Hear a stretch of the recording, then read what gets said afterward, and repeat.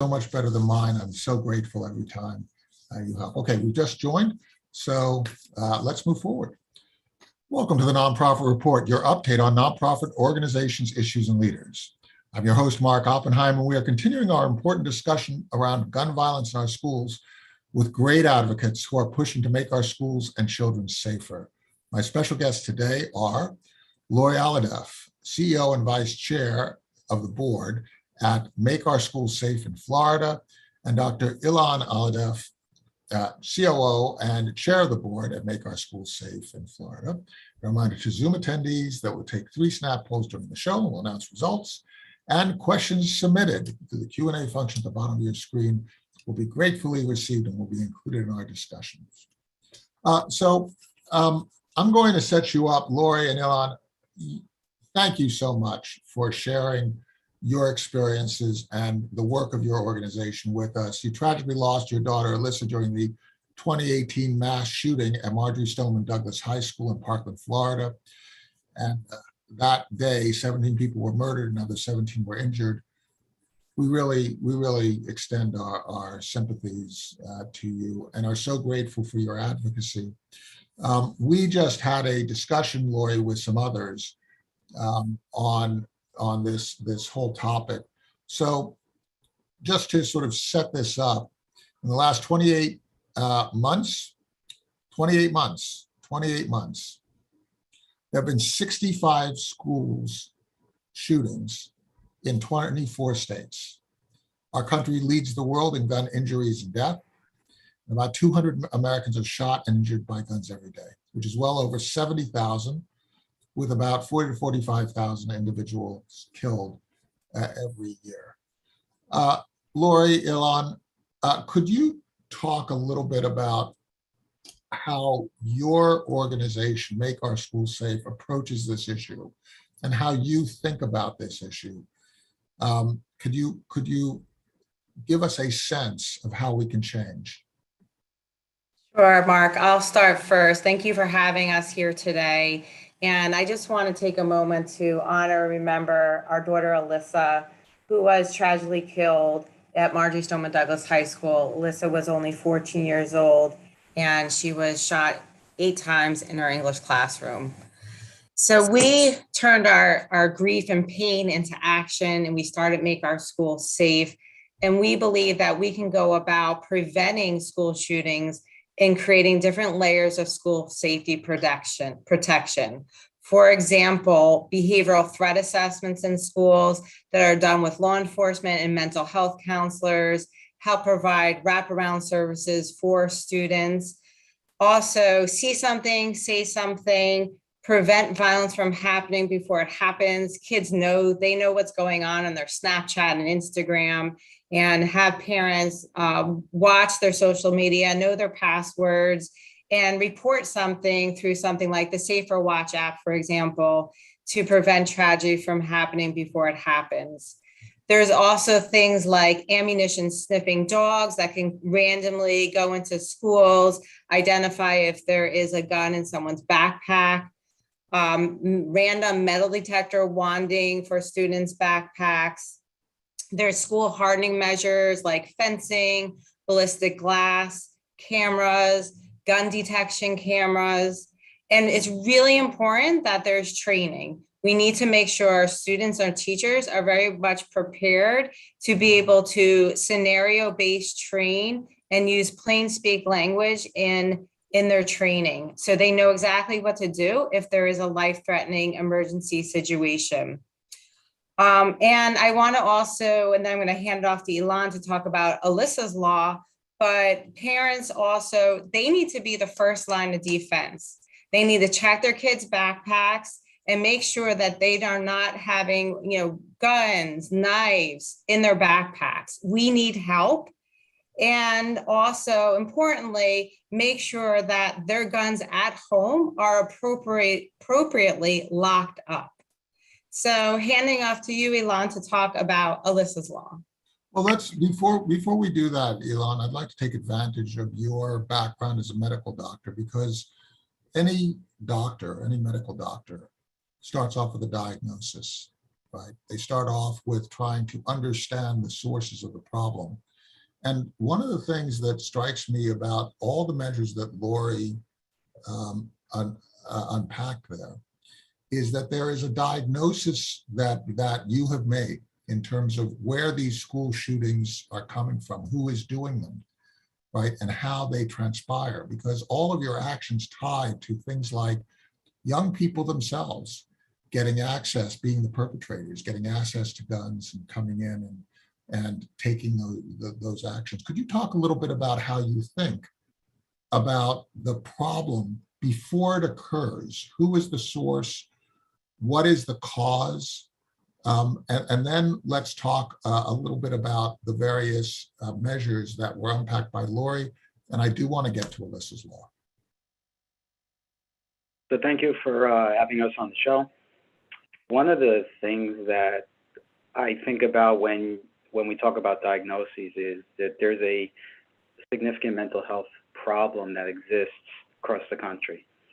And what we know is that there's really no cure for mental health, but there's different types of mental health diseases that really fall in that range. So for example, there are obviously those that are personally disturbed for various reasons, and then there are those that are driven to that place. So for example, we know that in cases where people have been bullied or pushed to their last, as you say, their last willpower, and they have to then react, there are preventative measures that could be taken for that. So, you know, there are those that have schizophrenia and hallucinations and oppositional defiant disorder, and well, those things are not necessarily fixable. So what you're saying is that within a school environment, if you're talking about 500 kids in a school, or 1,000 kids in a school, or 1,500 kids in a school, they're going to be a certain population who are particularly sensitive to mental health issues and to trauma that might be coming in from the home or might be a part of a chemical thing that's going on. You already know before the bell rings to start the school day that there are a certain number of kids on campus that need help. And you're saying that, you know, we need to start off by thinking about that, about that issue, because if somebody is in that kind of distress and they have access to weapons, then tragedy can occur. So that's exactly correct. And when we think about that, obviously, you know, there's the ones that are inherently have some underlying mental illness. There are those that are driven to mental illness. And then there are those that unfortunately are exposed to, let's say, the wrong element on a given day, whether it's with gangs and other types of violent measures. So when I think about those different categories, you know, obviously there's no one treatment that is going to fix it all. So, you know, you have to break out those different types and try to figure out how you're going to address each type. Now, there's obviously ways of addressing mental health and mental illnesses in various capacities. Each medicine, if you will, doesn't necessarily treat it all, but you also have to look at it from other perspectives. Well, Lori mentioned it pretty well, which is access to weapons, right? How do we mitigate access to weapons or prevent access to weapons? And then more importantly, how do we prevent it from actually entering our buildings? And if you think about it this way, an airport does it really well. They prevent access of weapons from getting into our airports and also our governmental buildings. But yet our schools, unfortunately, are not as protected. And that's part of the concern. And that's one of the reasons that these continue to happen in schools. And what you're saying is that if we're going to have handguns be so plentiful in this country, there are repercussions downstream in terms of what we need to do. We need to then create secure spaces for our students, right? If handguns are going to be ubiquitous, which they are in this country, we must spend money on securing schools. And that's, Lori, your point about safe spaces, bulletproof glass, and so on and so forth. I mean, that's all part of the expense that kind of gets built in, right?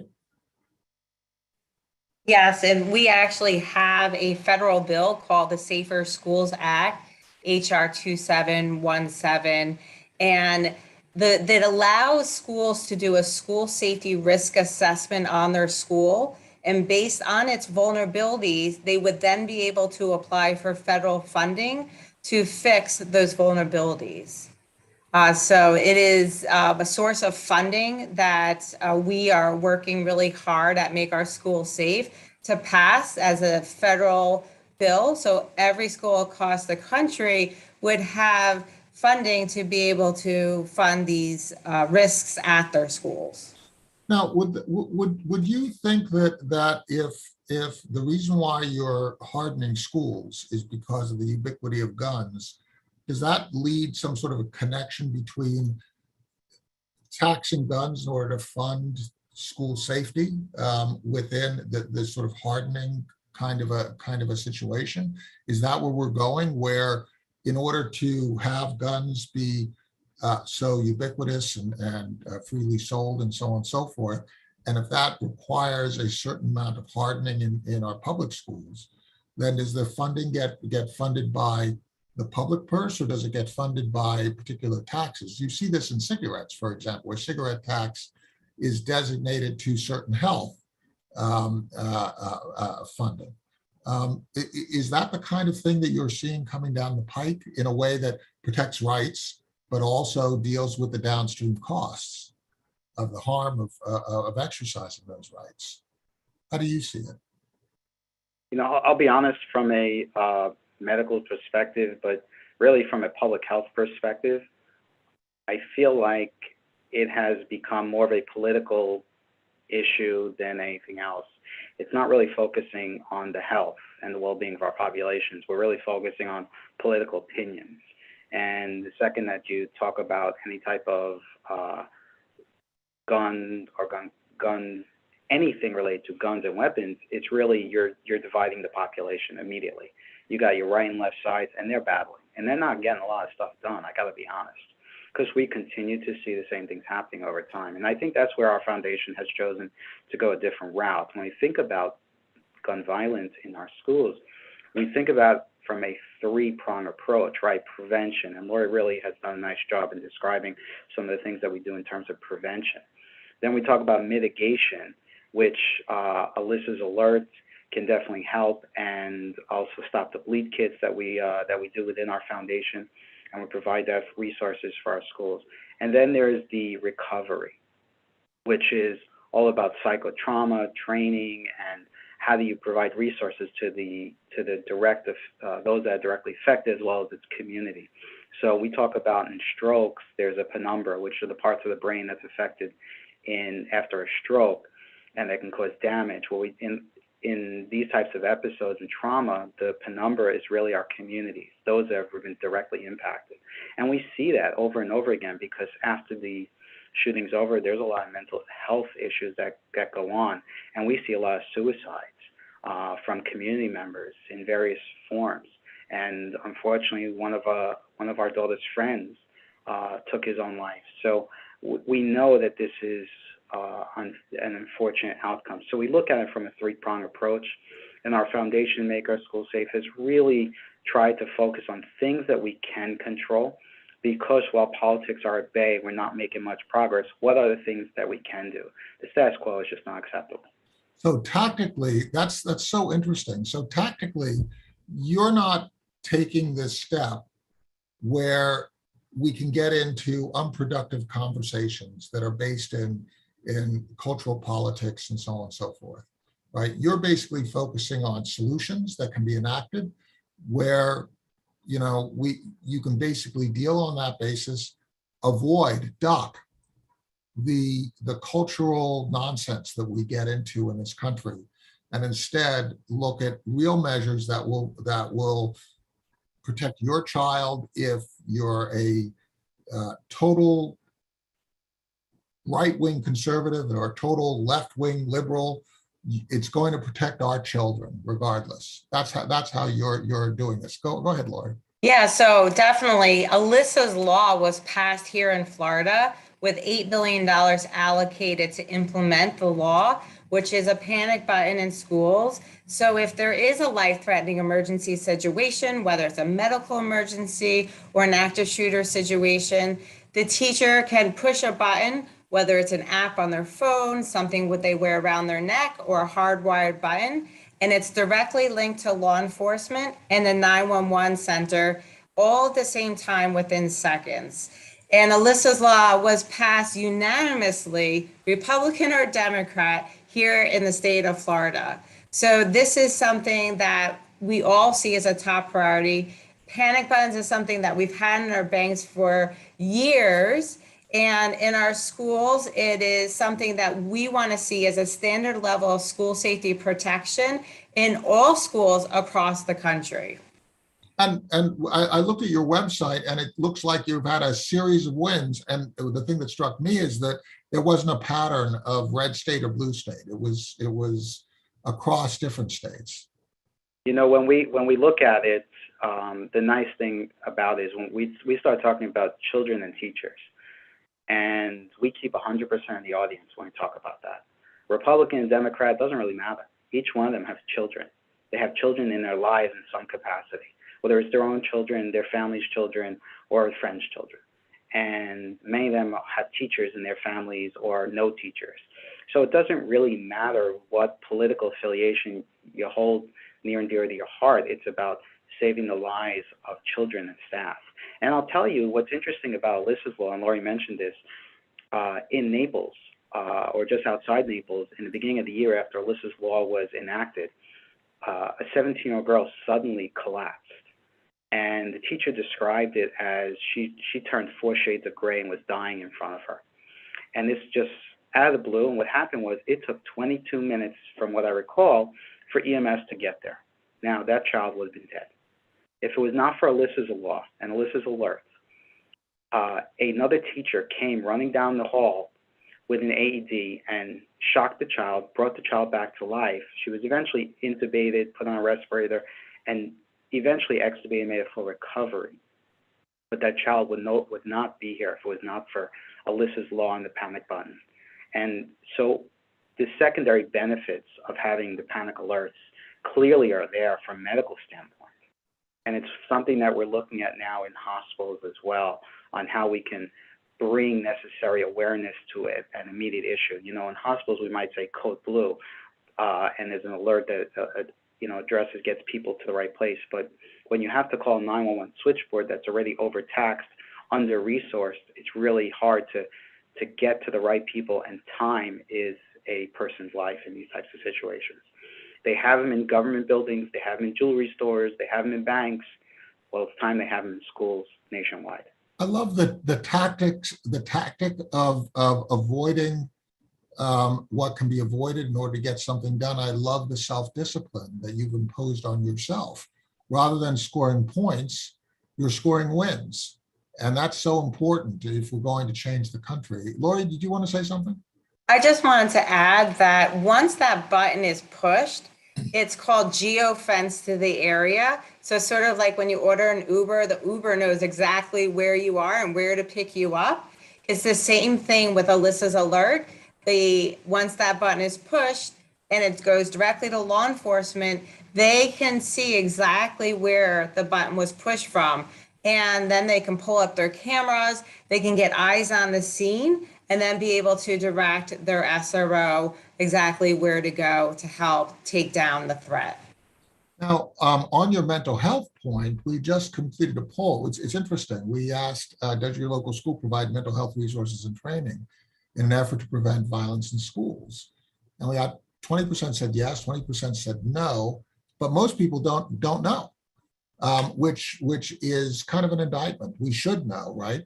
And then we got 100% response on should tax dollars go to funding mental health services in schools, which I'm just very gratified, because I think that point that you made about the fact that we do have kids who are in need, I mean, we should all be there for kids. It doesn't matter if they're our kids or not our kids, right? We should be there as a community for our kids.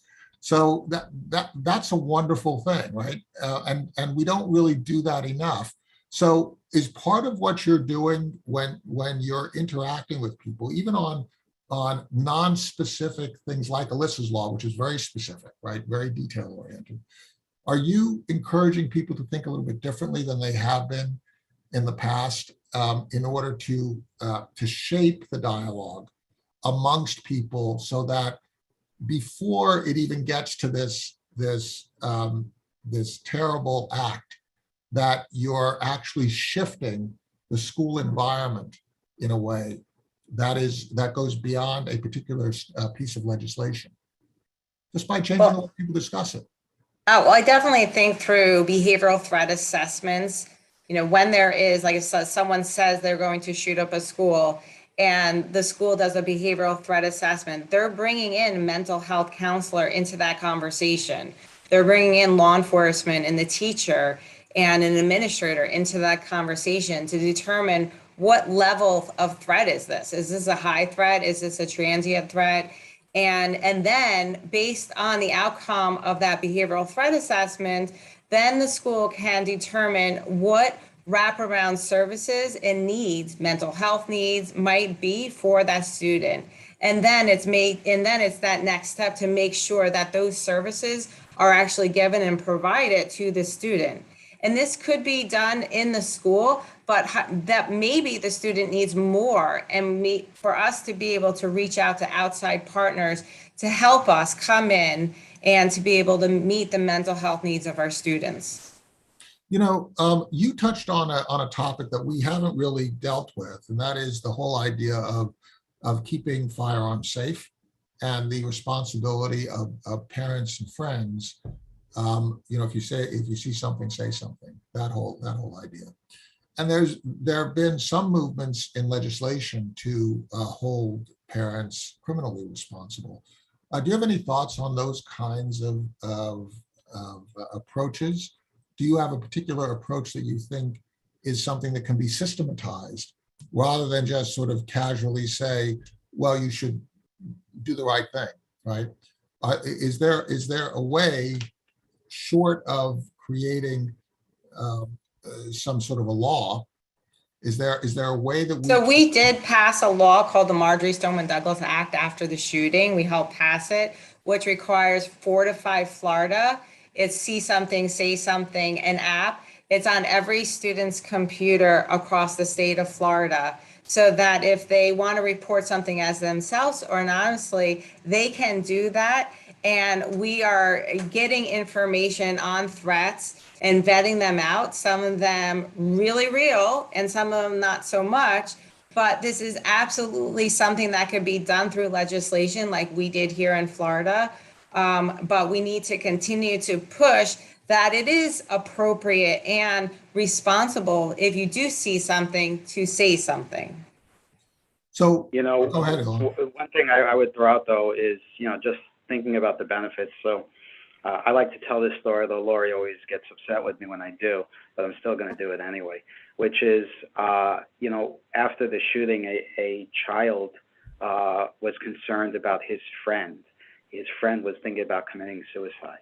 And instead of reporting it on the app, the child reached out to Lori, and Lori reported it on the app and actually got the resources to the child and saved that kid's life. This is a great example of prevention methods that really need to take place, and we definitely need to systematize it. The question of whether, who do you hold responsible, again, I think that starts entering into the political realm of questions, and who makes those decisions. I'll be honest, my personal views may vary from or differ from many of the legislators out there, depending on what side of the aisle you're on in any given moment. And I think that's part of the problem. We're not looking at trying to create solutions. We're looking at about just necessarily being right. And each person has their own point of view, and rather than thinking about societal health from a different point of view. So it definitely is a challenge, and one that limits ability to get solutions done.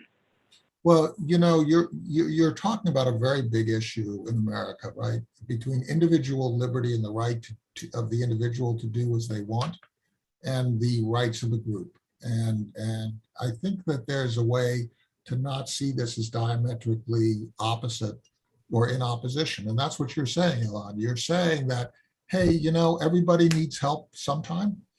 And that's what society is there for. We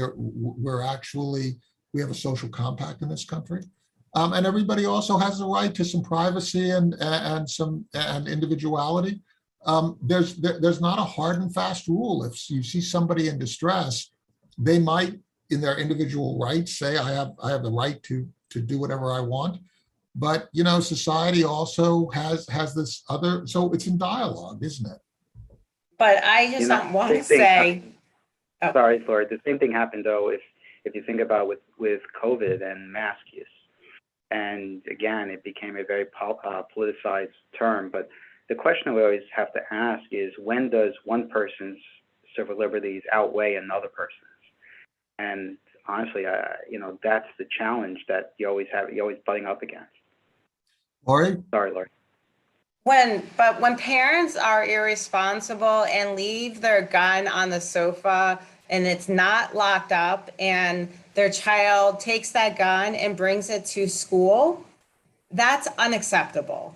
And we have to focus on making sure that parents appropriately and responsibly lock up their guns so their kids do not have access to them. Yeah, so what you're saying, Lori, is that we really do need to look at the individual details. And if the individual details are indicative of a pattern of behavior that places other children in danger, right, then you have to go back to the source. It could be the child as a source. It could be the parent as a source.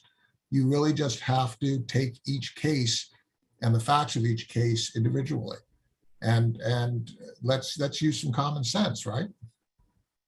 If I can just speak to an analogy, what happens if a child decides to have a party with alcohol in it at a house, and someone gets hurt as a result of that?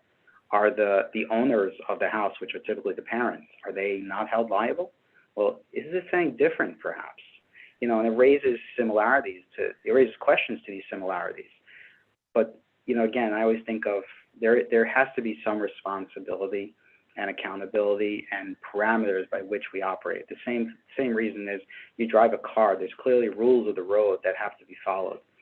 And the expectation is that every person, when they get a driver's license and get behind the vehicle, they're going to follow those rules. And there are consequences when those rules are not followed. So why is this any different? Lori, I'm going to give you the last word since we're coming to the end of our time. What can we do? What can I do? Please join the school safety movement. Go to makeourschoolsafe.org. Sign up for our email blasts. Follow us on our social media. Make a donation or volunteer. We would love to have you be a part of our school safety movement by going to makeourschoolsafe.org. Thank you.